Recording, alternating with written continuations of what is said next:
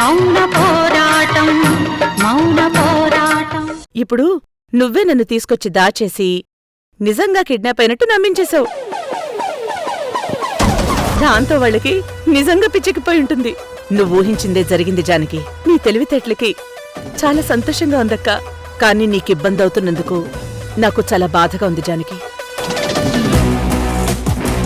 Sorry Janaki. Mahindra విశాలాక్షులు పూర్తిగా silent అయ్యేంతవరకు,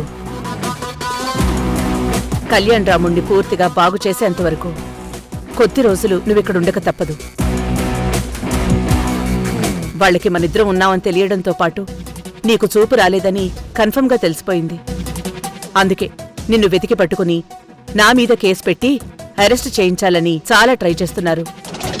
నువ్వు బయటే ఉంటే వాళ్ళు ఖచ్చితంగా అనుకున్నది జరిగిపోతుంది. అందుకే వాళ్లే నిన్ను కిడ్నాప్ చేసుంటారని కలరింగ్ ఇచ్చాను. ఇప్పుడు నీకు చూపు వచ్చేసిందని చెప్పుకోవడానికి నాకు బలం వచ్చింది. ఎందుకంటే నీ ప్లేస్లో ఉన్నది నేనే కాబట్టి. అక్కా, నువ్వేం చేసినా నా మంచి కోసమే చేస్తావు. ఒక కష్టం యొక్క చివరి లక్ష్యం సంతోషమైనప్పుడు, గెలుపైనప్పుడు ఆ కష్టాన్ని ఆనందంగా భరించాలి గాని బాధపడకూడదు. చాలా మంచి మాట చెప్పావు జానకి. Very good. అక్కా, నువ్వు నా కోసం చాలా కష్టపడుతున్నావు అక్కా. ఇదంతా నీకు కష్టంలా అనిపిస్తోంది. నాకు మాత్రం నా వాళ్ల కోసం నేను చేస్తున్న యుద్ధంలా అనిపిస్తోంది. ఈ యుద్ధంలో గెలుపే ఫైనల్ టార్గెట్గా కనిపిస్తోంది. ఆ గెలుపును అందుకోవడం కోసం చేసే ఈ పరుగు నాకు చాలా సంతోషాన్నిస్తోంది. జానకి, నీకిక్కడంతా పర్వాలేదు కదా? శశికళ, శంకర్ నన్ను బాగా చూసుకుంటున్నారు. జాగ్రత్తగా చూసుకోండి. మేడం గారు చెప్పాక మిమ్మల్ని చూసుకోవడంలో నిర్లక్ష్యంగా ఉంటామా మేడం? నాకు మీరెంతో, జానకి గారు కూడా అంతే మేడం. చాలా సంతోషం శంకర్. కానీ ఇంకో విషయం ఏంటంటే, ద్వారక కూడా ఈ విషయం తెలీదు. ఇది మన మధ్య ఉండాలి. అలాగే మేడం. సరే, నేనిక బయలుదేరుతాను జానకి. సరే అక్కా, జాగ్రత్త. ఏదైనా అర్జెంట్ అయితే నాకు కాల్ చేయి. సరే, వెళ్ళొస్తాను జానకి. సరే, వస్తాను. అలాగే మేడం.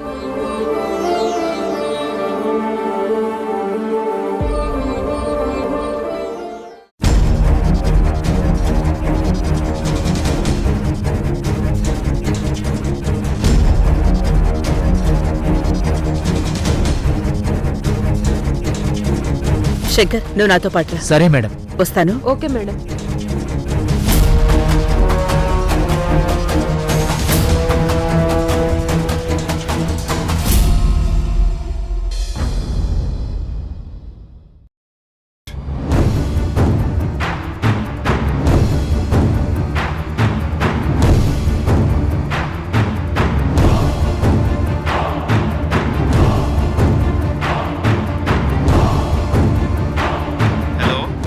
సార్, మా అమ్మ ఏమైనా కాలేజ్ దగ్గరకు వచ్చిందా? లేదు మురారి. అట్లీస్ట్ ఫోన్ ఏమైనా చేసిందా సార్? లేదు మురారి. Any problem? ఏం లేదు సార్. నేను మళ్ళీ కాల్ చేస్తాను.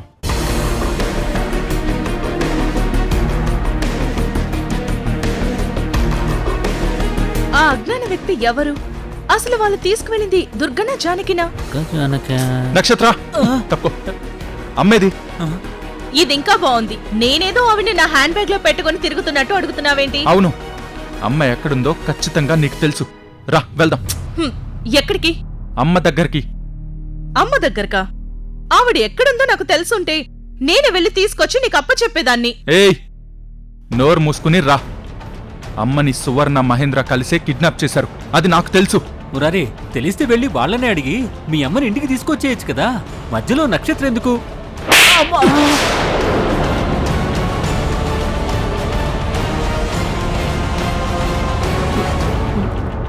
మధ్యలో నువ్వు మాట్లాడుకో.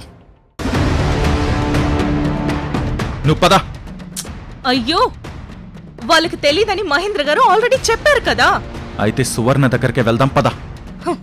ఆవిడతో కూడా మాట్లాడాను. ఆవిడికి ఏం తెలీదంట. నేను నమ్మను. వాళ్ళు చేయకపోతే ఇంకెవరు చేస్తారు కిడ్నాప్? రా, వెళ్దాం రా. అయ్యో మావయ్య నువ్వైనా చెప్పు. వద్దు తల్లో, మాట్లాడితే చాలా గట్టిగా కొడుతున్నాడు. నేను మాట్లాడను. నువ్వు రా. మురారి ఆగు, తన్నెక్కడికి తీసుకెళ్తున్నావు? నీకు అసలు బుద్ధుందా? కడుపుతో ఉన్న ఆడపిల్లతను. వదినా, నువ్వు అడ్డు తప్పుకో. పిచ్చి పిచ్చి పనులు చేయకు. నీ ఇష్టం వచ్చినట్టు చేస్తే ఊరుకోను. ముందు నక్షత్ర చేయి వదులు. లేదు వదినా, అమ్మని దాచిపెట్టి నాటకాలు ఆడుతున్నారు. ఏయ్ ఏంటి అమ్మ అమ్మ అని ఓ తెగగించుకుంటున్నావు? అసలు ఇన్ని రోజులు ఇక్కడుంది మీ అమ్మ కాదు తెలుసా?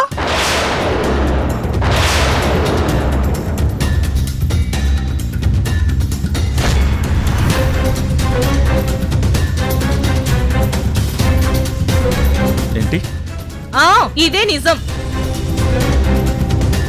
ఇన్ని రోజులుగా మా అమ్మ దేవత, మా అమ్మ అది, మా అమ్మ ఇది అని చెప్తూ వచ్చావు కదా. కానీ మీ అమ్మ చేసిందేంటో తెలుసా? తన ప్లేస్ లో ఎవరు జానకి అనే ఆవిని తెచ్చిపెట్టి మీ అమ్మ వాళ్ళింటికెళ్ళి ఆవిళ్ళ నటించింది.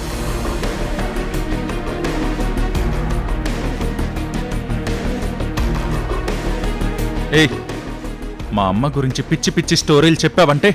నేనేం స్టోరీలు చెప్పట్లేదు, జరిగిందే చెప్తున్నాను. ఇదంతా మీ వదినికి తెలిసే జరిగింది.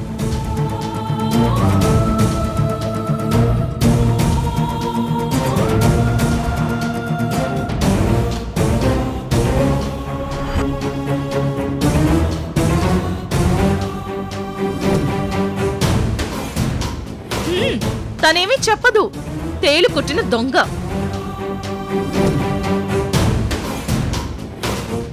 నేనే జరిగిందంతా చెప్తాను.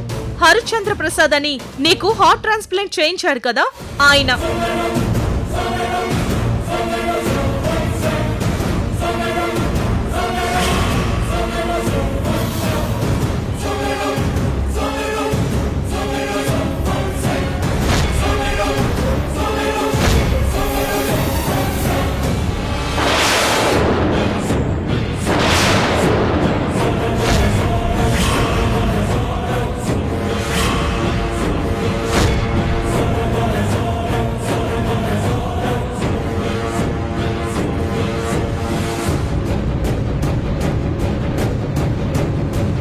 ఇదిగో ఈ ఫోటో చూడు.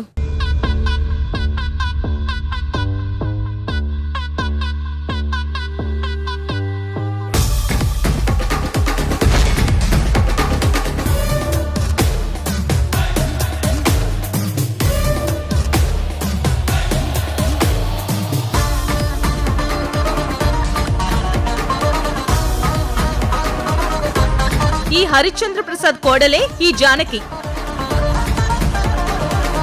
ఈ జానకే ఇన్ని రోజులు వచ్చి మన ఇంట్లో మీ అమ్మలా నటించింది.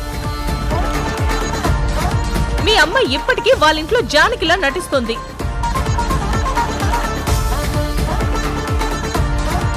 అసలు ఇప్పుడు కిడ్నాప్ అయింది దుర్గో జానకో మాకెవ్వరికీ అర్థం కావట్లేదు. మొత్తం అందరినీ కన్ఫ్యూజ్ చేసేసింది మీ అమ్మ. ఇప్పుడు చెప్పు, ఒకరింటికి వెళ్లి ఇంకో మనిషిలా నటించిన మీ అమ్మ దేవత? ఎస్, మా అమ్మ దేవతే.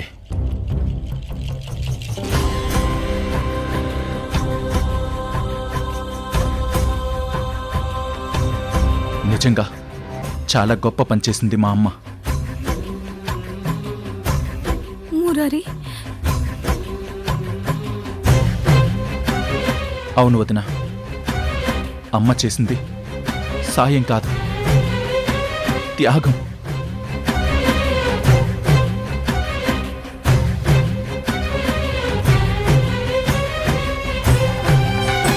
ఏంటలా చూస్తున్నావు?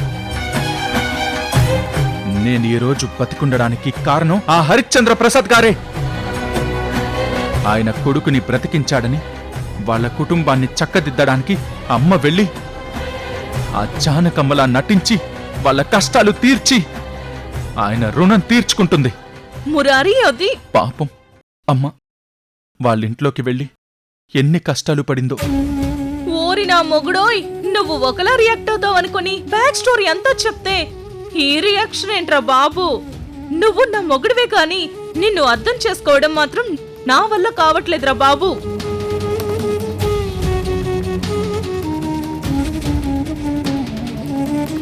నాకిప్పుడు అంతా అర్థమైపోయింది. మహేంద్ర వాళ్ళు కళ్యాణరాముడు గారితో సంతకాలు, నేను వాళ్ళింటికి వెళ్ళడం. ఎస్, నేను వెళ్ళింది వాళ్ళిల్లే. వదినా, నాకు తెలుసు వదినా, ఆ మహేంద్ర విశాలాక్షి ఇద్దరు ఎంత పెద్ద దుర్మార్గులో దొంగలో నాకు బాగా తెలుసు. ఆ కంపెనీలో వాళ్ళెంత డబ్బు దోచుకున్నారో నాకు తెలుసు.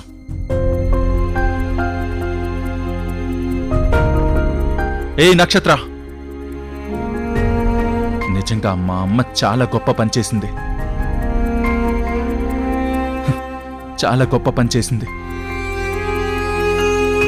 ఎస్, మా అమ్మ దేవతే. అమ్మ దొరకగానే ముందు మా అమ్మ కాళ్ళు కడిగి ఆ నీళ్లు నెత్తి మీద చల్లుకొని నేను అమ్మని తిట్టిన పాపం పోగొట్టుకుంటాను. అత్తయ్య, మురారి కూడా నిన్ను అర్థం చేసుకున్నాడు. నువ్వెక్కడున్నావు అత్తయ్య? ఎక్కడున్నావు? ఇంకా నువ్వు రానక్కర్లేదు నక్షత్ర, నేనే వెళ్ళి ఆ సువర్ణని నిలదీస్తాను. ఏ మురారి,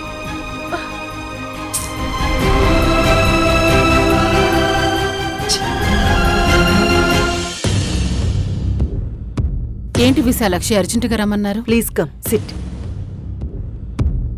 అవును, కిడ్నాప్ అయిన మనిషి గురించి ఏమైనా తెలిసిందా? దాని గురించి మాట్లాడడానికే మిమ్మల్ని పిలిచాను. అవును సువర్ణ, ఇంట్లో ఉంది జానకే అని ఫిక్స్ అవుదామంటే రుద్రేమో కాదు, ఇంట్లో ఉంది ఖచ్చితంగా దుర్గే, కన్ఫర్మ్ అని అంటుంది. పోనీ జానకి కిడ్నాప్ అయింది అనుకుందామంటే ఇంట్లో ఉన్న మనిషి నేనే జానకి అంటుంది. మాకేం చెయ్యాలో అర్థం కావట్లేదు. అసలు కిడ్నాప్ చేసింది ఎవరో ఎలా తెలుసుకోవాలో కూడా తెలియట్లేదు. నేను దీని గురించే చాలా ఆలోచిస్తున్నాను, కానీ నాకు ఏం అర్థం కావడం లేదు. మీ ఫ్రెండ్ రాజశేఖర్ ఉండుంటే ఏదో ఒక ఐడియా చెప్పేవాడు. వాడుంటే నేను దుర్గని ఒక ఆట ఆడుకునేవాణ్ణి.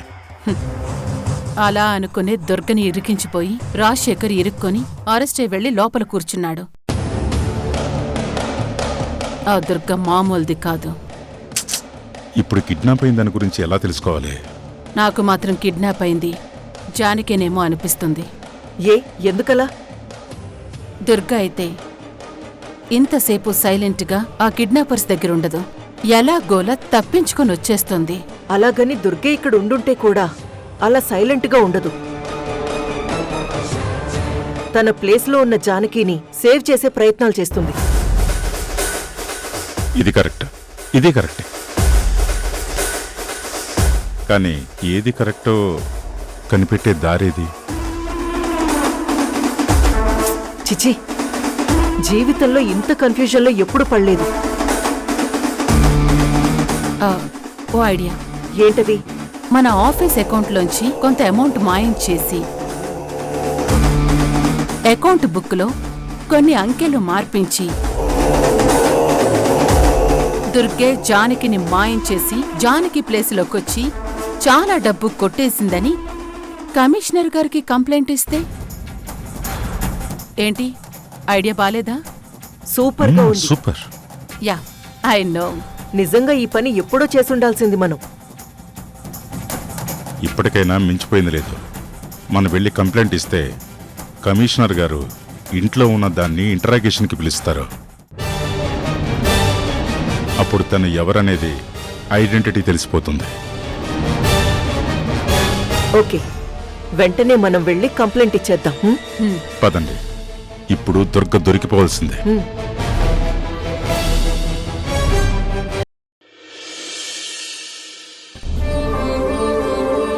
పెద్దమ్మా, నాన్నక భోజనం? అవునమ్మా. నాన్న నిన్నటి నుంచి ఏమీ తినట్లేదు. అవునా? మరి ఆ విషయం నాకు చెప్పాలి కదా. సరే పద.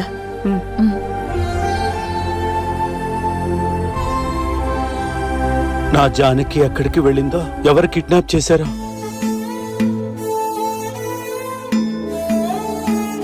రాముడు, నువ్విలా భోజనం చెయ్యకపోతే ఎలా? నీ ఆరోగ్యం ఏమైపోవాలి? నువ్విప్పుడు తినాలి. ఆ జానకిని ఎవరో ఎత్తుకుపోయారని బాధగా ఉందా? జానకి రావాలా? జానకిని తీసుకురావాలా? ముందు తిను, తర్వాత తీసుకొస్తాను.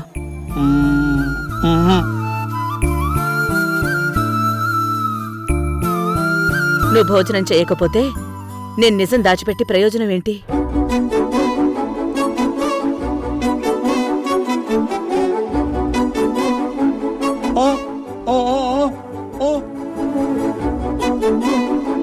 నిజమేంటి పెద్దమ్మా?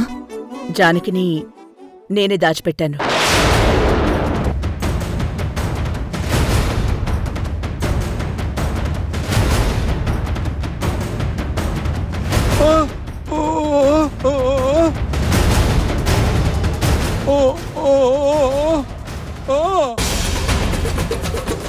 పెద్దమ్మా, అమ్మని నువ్వు దాచిపెట్టావా? అవును,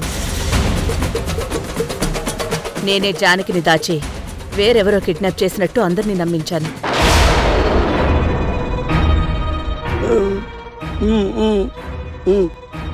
ఎందుకంటే నేనిక్కడుండగా అక్కడ జానకి రక్షణ లేకుండా పోయింది. మహేంద్ర, విశాలాక్షులు ప్లాన్ చేసి మన ఇంట్లో ఉండేది జానకి అని కనిపెట్టేశారు. అంతేకాదు, జానకిని కిడ్నాప్ చేసి నన్ను అరెస్ట్ చేయించాలని చాలా పెద్ద పన్నాగమే పన్నారు. లక్కీగా నేనా విషయం తెలుసుకున్నాను కాబట్టే అక్కడికి నేను వెళ్ళి జానకిని కాపాడుకోగలిగాను. నేను గనక వెళ్ళకపోయుంటే ఖచ్చితంగా వాళ్ళు జానకిని కిడ్నాప్ చేసుండేవాళ్లు, నేనీ పాటికి అరెస్ట్ అయ్యుండేదాన్ని. అందుకే వాళ్ళు మళ్ళీ అలాంటి ప్రయత్నాలు చేసే వీలుండకుండా నేనే జానకిని తీసుకెళ్లి భద్రంగా దాచిపెట్టాను.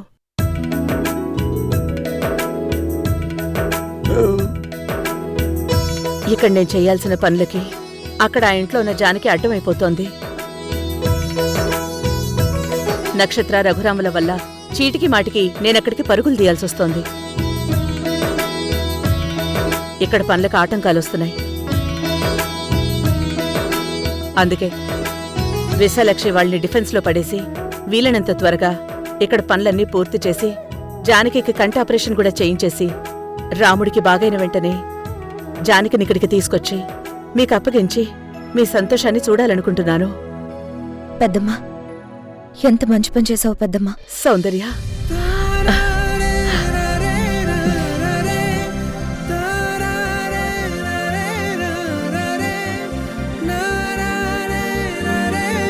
అయ్యో రాముడు, ఏంటి పనులు? జానకి క్షేమంగా ఉందని తెలిసింది కదా, ఇప్పుడు భోంచేస్తావా? సరేరా. పెద్దమ్మా, నీ ఫోన్ రింగ్ అవుతుంది. నాన్నకి నేను తినిపిస్తాను, నువ్వు వెళ్ళు. సరే.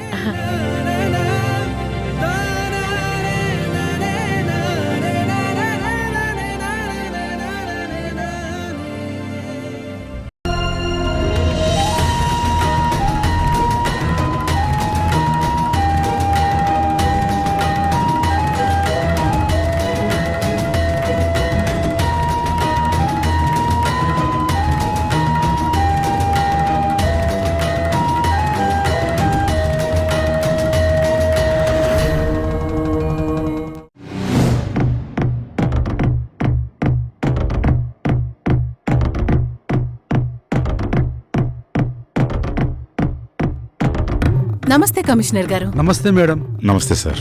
నమస్తే సార్. ఏంటండి అర్జెంటుగా కలవాలని ఫోన్ చేశారు? అవును సార్, అర్జెంటుగా మీరు కల్పించుకొని క్లియర్ చేయాల్సిన ప్రాబ్లం ఒకటుంది. అందుకే మీకు కంప్లైంట్ ఇవ్వాలని వచ్చాం. సరే, విషయం ఏంటో చెప్పండి.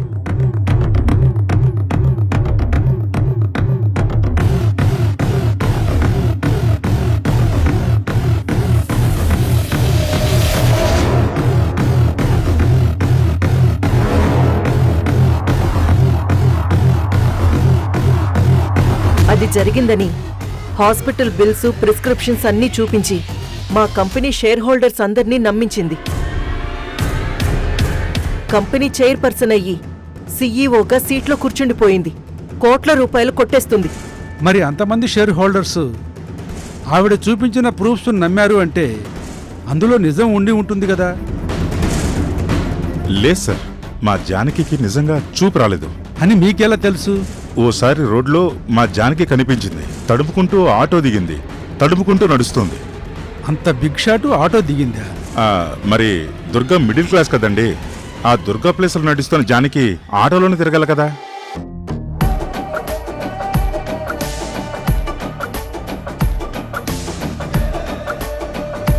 అదేంటి, ఇందాక దుర్గే జానకి గారిని మాయం చేసింది అన్నారు, ఇప్పుడేమో జానకి దుర్గ ప్లేస్లో నటిస్తుంది అంటున్నారు.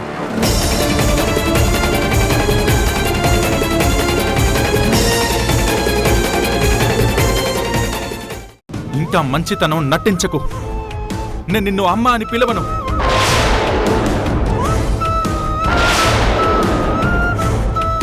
అలా పిలిచి చాలా పెద్ద తప్పు చేశాను. ఇక నుంచి నాకు అమ్మ, మా అమ్మ దుర్గమ్మే.